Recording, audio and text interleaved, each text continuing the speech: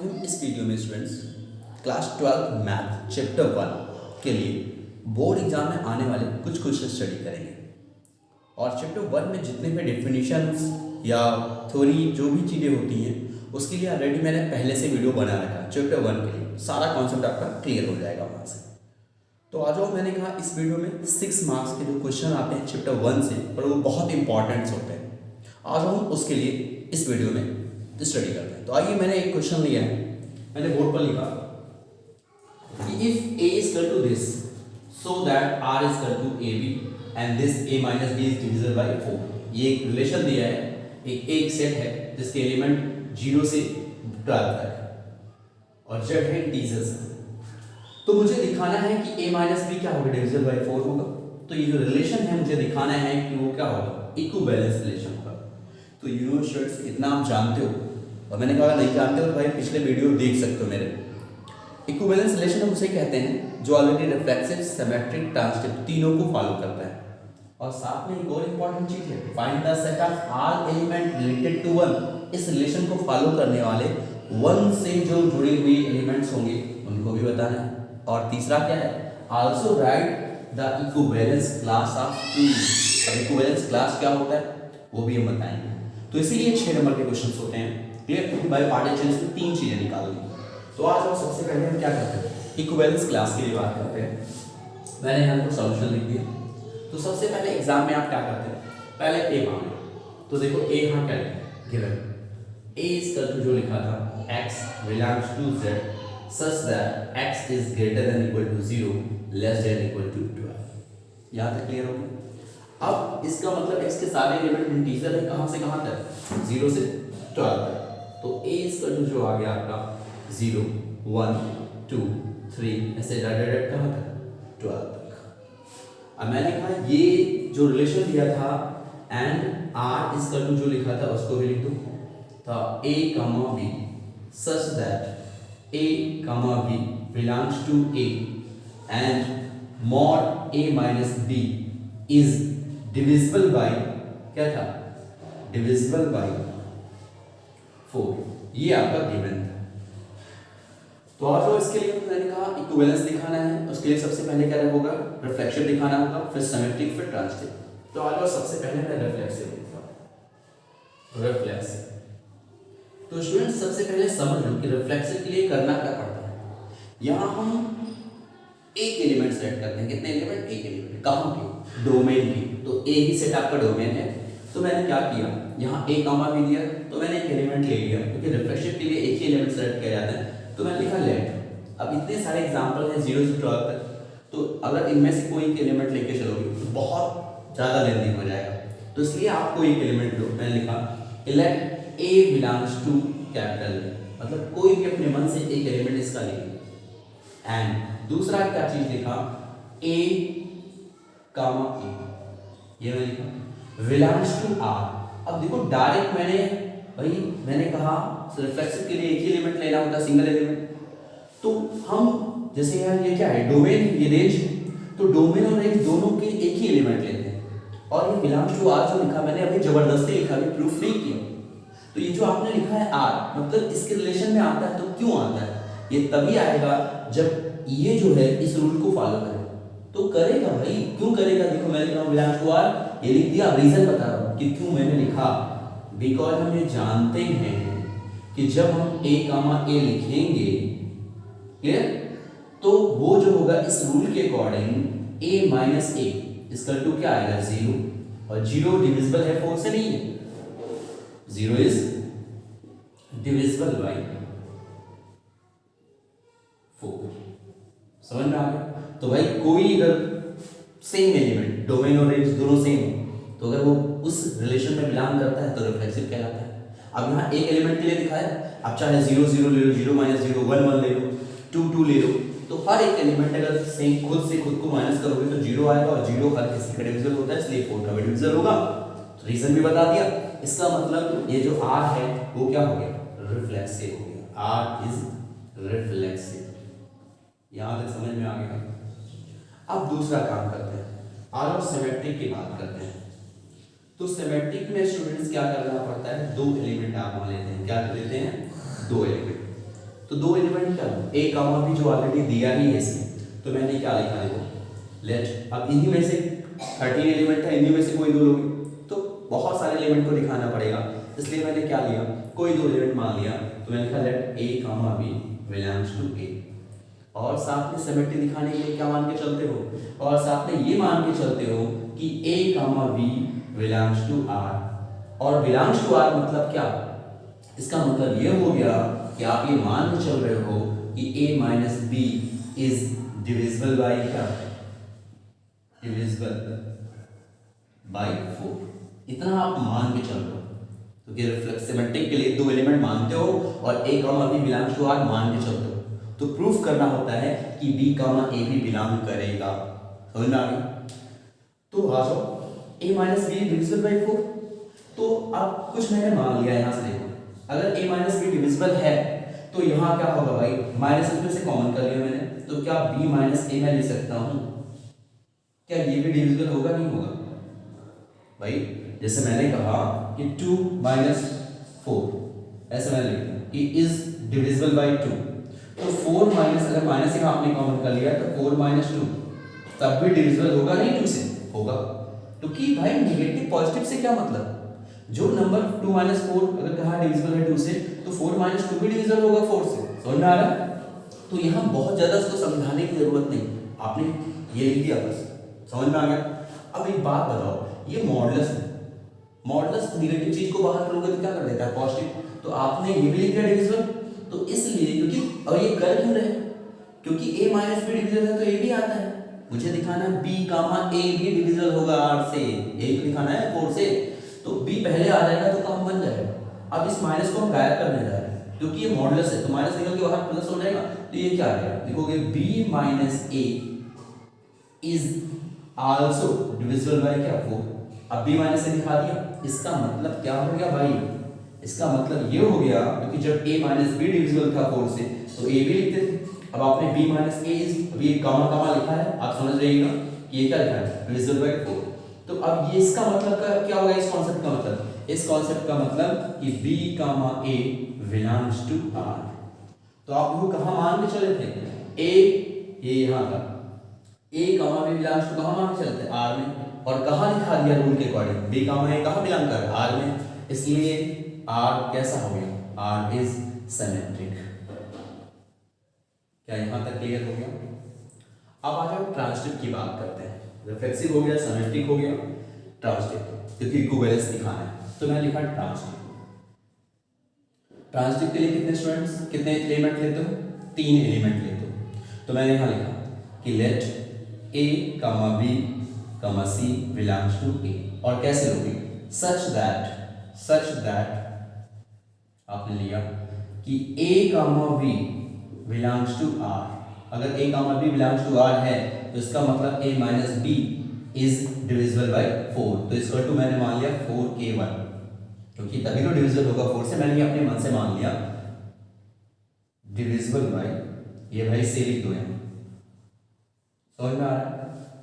अब ये जगह नहीं इसलिए लिखा, आपने क्या लिखते हैं कि a minus B equal to divisible by 4, फिर नेक्स्ट लाइन में लिखते, मैं ये आगे लिख दे रहा हूँ एस बी डिविजिबल बाय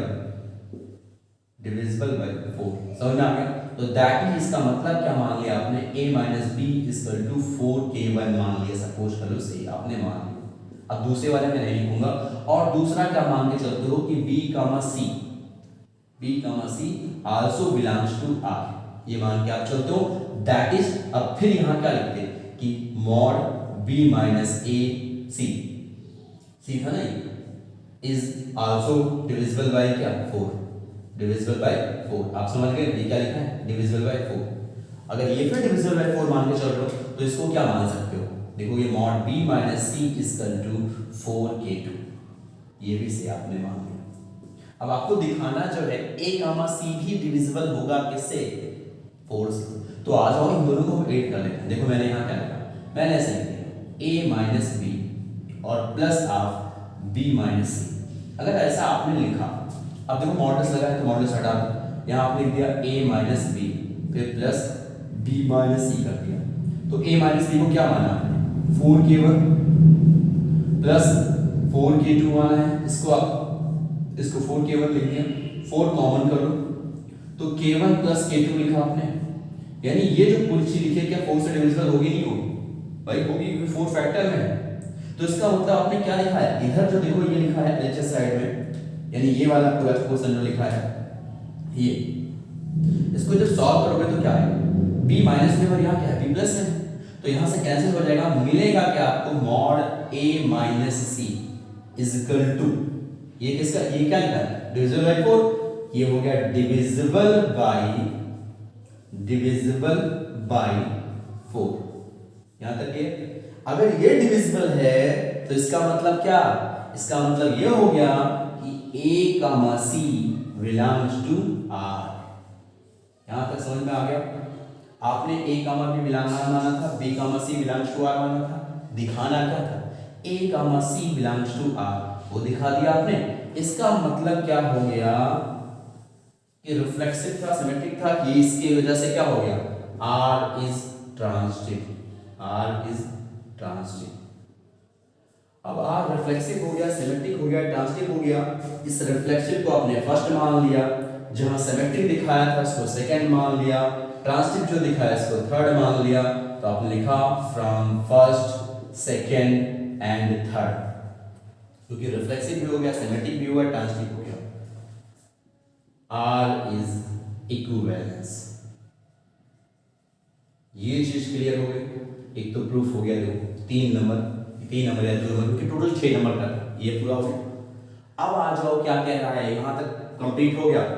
कह रहा था find the set of all element related to 1, यानी इक्विवेलेंस क्लास को कंप्लीट करने वाले, अगर 1 एलिमेंट, पहला एलिमेंट मैं 1 मानता तो ऐसे कितने एलिमेंट उससे जुड़ते कि वो डिविजिबल बाय 4 होता।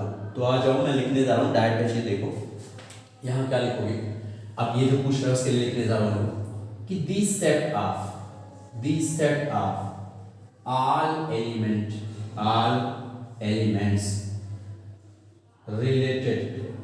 रिलेटेड टू 1, यहाँ तक ठीक। तो इसका मतलब क्या भाई, मैंने अभी कहा कि a की जगह पे 1 रख दो और b की जगह पे उन्हीं 0 से 12 तक एलिमेंट ऐसे सेलेक्ट करोगे कि उन दोनों का जो डिफरेंस आए वो किससे डिविजिबल हो, 4 से हो। तो 2 1 इज इक्वल टू आप क्या लिखोगे भाई, मैंने कहा a की जगह पे 1 रखो तो 1 माइनस b, ये क्या लिखोगे डिविजिबल बाय 4, और b कहाँ का एलिमेंट है, a का एलिमेंट है। तो आ जाओ इसी b में से मुझे सिलेक्ट करना है, तो देखो कितने ऐसे एलिमेंट मिलते हैं आपके पास। यहाँ 1 यहाँ लिखा रहे तो माइनस 1, अगर 0 रखा d की जगह पे तो क्या डिविजिबल होगा, 1 माइनस 0 नहीं होगा, 1 रखा तो डिविजिबल होगा। देखो 1 माइनस 1 किया तो क्या आ गया 0, ये डिविजिबल है 4 से नहीं है। फिर दूसरा दे 1 लिखा, अब 2 रखोगे नहीं होगा, 3 रखोगे नहीं होगा, 4 रखोगे होगा नहीं होगा, 1 माइनस 4 भाई 3 आ जाएगा। लेकिन 5 जो रखते हैं यहाँ b की वैल्यू, और ये देखो ये सारे 1 5 जो सिलेक्ट कर रहा हूँ वो यहीं से ले रहा हूँ, बस याद रहे दोनों का डिफरेंस जो आना चाहिए, क्योंकि रिलेटेड r है इसलिए उन दोनों का जो भी डिफरेंस आना चाहिए वो किससे डिविजिबल है, 4 से। तो 1 माइनस 5 किया तो क्या आएगा 4 आएगा, तो ये भी किससे डिविजिबल है कि नहीं, 4 से है। तो इसीलिए ये देखो जितने भी आ रहे हैं चीजें ऐसे, फिर एक और लिखो 1 माइनस 6 लिखोगे तो नहीं होगा, 7 लिखोगे नहीं होगा, 8 लिखोगे नहीं होगा, 9 लिखोगे तो हो जाएगा। तो आपने लिखा 1 माइनस 9, तो इसका टू क्या आ जाएगा 8, ये भी डिविजिबल है 4 से नहीं है। और कोई आएगा 10 तो होगा नहीं, 1 माइनस 10 क्या आ जाएगा 9 आ जाएगा, नहीं होगा, 11 भी नहीं होगा, 12 भी नहीं होगा, 12 तक तो ही एलिमेंट है आपके पास, समझ में आ गया। तो इसका मतलब एक चीज मिल गया आपको क्या, कि यहाँ जो 1 से जुड़े हुए एलिमेंट है वो कौन कौन से, 1 5 एंड 9 ये एलिमेंट तो है। तो अब ऐसा सीधा लिख दिया आपने कि related to 1 is equal to, केवल 1 हुआ, 5 हुआ और 9 हो गया। यहां तक क्लियर हो गया। अब स्टूडेंट्स इसमें से 2 चीजें मैंने प्रूफ कर दी, क्या, एक तो इक्विवेलेंस रिलेशन प्रूफ कर दिया, और दूसरा 1 से जुड़े हुए सारे एलिमेंट्स जो इस रूल को, रिलेशन को फॉलो करेंगे वो भी मैंने बता दिया, 1 5 9। यहाँ 2 चीजें क्लियर होगी। अब तीसरी चीजें क्या है स्टूडेंट्स, इक्विवेलेंस क्लास निकालना है किसका, 2 का। तो आ जाओ, अब थोड़ी स्पेस नहीं बची, ये समझ में आ गया, इसको मैं इरेज कर रहा हूँ, फिर इक्विवेलेंस क्लास लिख रहा हूँ। तो देखो अब इक्विवेलेंस क्लास के लिए क्या करोगे, पहली बात तो समझ लो इक्विवेलेंस होता क्लास क्या है, क्लियर। जैसे आपको इक्विवेलेंस ऑफ क्लास निकालना है तो इक्विवेलेंस ऑफ क्लास 2, देखो ये जो सिंबल होता है ये क्लास को बताता है। जैसे हम मान लो मैंने लिख दिया इक्विवेलेंस क्लास ऑफ ए, तो इसको लिखते कैसे, यहां बताओगे आप b कामा a एक ऐसा एलिमेंट होगा जो इस रूल को फॉलो करेगा, यानी a का अगर क्लास निकालना है, क्लास ऑफ a लिखना है तो आपने a लिखा equal to b comma a, यानी जो रेंज का एलिमेंट होता है वो जैसे a का क्लास निकाला तो वो रेंज में लिखते हो, यहां तक क्लियर। और फिर जैसे यहां कौन सा रूल था, यहां था b माइनस a, यही तो था, इस डिविजिबल बाय क्या था 4, तो ये जो होना चाहिए वो किससे होना चाहिए, डिविजिबल बाय 4। क्या बात समझ में आई, क्योंकि यहाँ a की जगह पे क्या है 2 है, लेकिन ये डेफिनेशन होती है किसकी, क्लास की। तो आ जाओ a की जगह पे जैसे मैंने 2 रखा तो यहाँ क्या गया 2, और यहाँ फिर मैंने लिखा b और a की जगह पे क्या लिख दिया 2, सच दैट b लिखोगे माइनस 2 लिखा और यहाँ क्या लिखोगे डिविजिबल बाय 4। यहाँ तक ये। अब आगे देखो, मुझे ये जो b एलिमेंट है वो कहाँ का है, वो भी तो आपके वहीं का है। अब यहाँ थोड़ा सा लिख सकते थे क्या कि b बिलोंग्स कहाँ था, a ही तो था, तो वैसे हो बस b का एलिमेंट मुझे a से ही ढूंढना है, ये पूरा जो a था वही से ढूंढना है। तो a में आप जानते हैं कहाँ से एलिमेंट है, 0 से 12 तक एलिमेंट है। तो 0 से स्टूडेंट्स जब 12 तक एलिमेंट हैं तो b को मुझे इस तरह से सेट करना होगा कि इन दोनों का डिफरेंस ऐसा आए जो 4 से डिविजिबल हो, और वही जो b के नंबर रखते जाओगे वही क्लास ऑफ 2 कहलाएगा। देखो समझ में आ गया।